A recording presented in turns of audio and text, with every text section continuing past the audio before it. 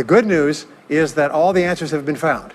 Self-made millionaires have been studied exhaustively, they've been analyzed, they've been interviewed by the hundreds of thousands and millions, and what we know is exactly who they are, and what they do, and how they think, and how they tick, and the decisions they make, and the things that they do and they don't do. And the wonderful thing is this: if you do what other successful people do, you eventually get the same result that they do. Now, some people say, well, I started off without any money, and I don't have any money now. Well, join the crowd. Nobody's got any money. Most people are broke up until their 40s and 50s. So if you're broke today, you're just one of the gang. The only question is, do you stay there? And the answer is no. Now, when I started off in this many years ago, I came from very poor beginnings. I did not graduate from high school. I finished in the half of the class that makes the top half possible. I got into sales when I could no longer get a laboring job, like many of you. And in sales, I noticed that one of the guys in my company was making 10 times as much as anybody else, and he was selling the same product out of the same office at the same price to the same people under the same conditions, and he was making 10 times as much as anybody else. So I went and asked him, what are you doing differently from me? And he told me, and I did it.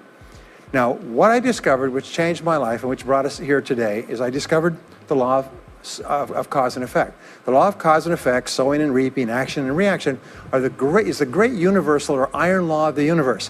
What it says is that everything happens for a reason, is that there are no causeless effects, is that even if we don't know what is causing the effect, we trace it back. It's the basis of the scientific process, of all medical research, of all marketing, of all business, is if you can define an effect that you want, you can trace it back and find somebody who at one time did not have that effect, and then find out what they did, and then do the same things, and you eventually get the same results.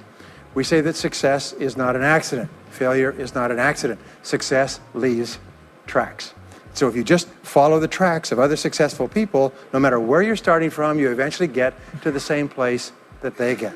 Well, this was a shocker for me, because, and I learned later in psychology, by the way, that one of the two most important things we need to have to be happy and healthy is a sense of control, a feeling that we are in control of our lives, that things are happening for a reason, and a sense of coherence, a feeling that things fit together.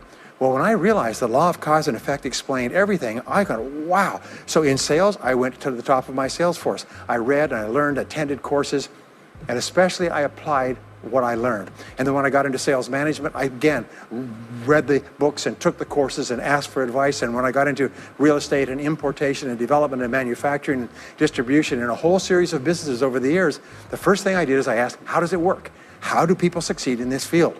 And then I buried myself and immersed myself. I spent hours and hours and hours studying, and then I did what the most successful people did. Interesting point. We say that nature is neutral. In other words, nature doesn't care who you are. It doesn't care if you're tall or short or male or female or black or white, educated or uneducated. Nature doesn't care.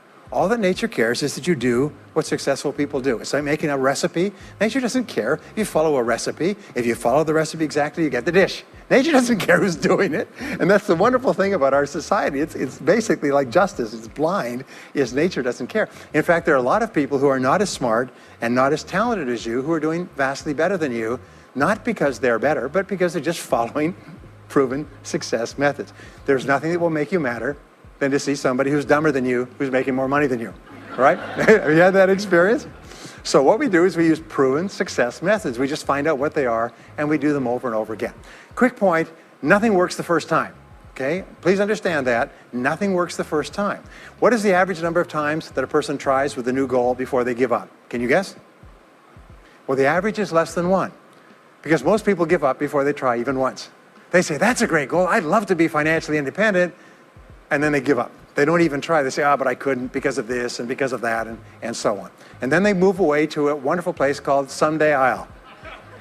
You ever heard of Someday I'll? Someday I'll start saving money. Someday I'll get out of debt. Someday I'll lose weight. Someday I'll start a business. Someday I'll get serious about my finances. And most people live on Someday I'll. Your job and my job is to vote yourself off the island, right? And we start taking control of our lives. Well, about some years ago, I was called by a major businessman, and he asked me if I would do a talk for his 800 entrepreneurs that own separate franchises within his organization on how to become a self-made millionaire. And I said, sure. When you're a young speaker, you agree to speak on any subject. Sure, I'll speak on that subject. Now, I was just like most people. When I was young, I wanted to be a millionaire by the time I was 30. And when I hit 30, I put it off to 35, and as I got to 35, you put it off to 40, and then you kind of just don't look at it anymore. You forget about it and feel the deck is stacked against you. Well, I was about 38, 39 when he called me up and asked me. I said, sure, no problem. And I said, now, what do I know about self-made millionaires? And this is a shocker. I didn't know anything. Oh, I knew that they had more than $1 million, but that's a real basic piece of knowledge, you know. So I started thinking, what do I know about it? So I began to study them. And that's when I found out that they've been studied so thoroughly, is we know everything there is to know about them. They are a source of incredible fascination. And there's 50 years of research. So I began to read the studies and find out where they came from and what they did and how they thought and where they started and the decisions they made and the kind of people they were. One of the things that I learned, by the way, is that becoming a self-made millionaire is not the important thing. What is really important is the person you have to become a self-made millionaire. You have to become a totally different human being. One of my friends says that in order to achieve something you've never achieved before, you have to become someone you've never been before. And it's a really important insight, is the qualities that you need to develop, qualities on the inside to become a self-made millionaire, are incredible qualities that make you a vastly better person.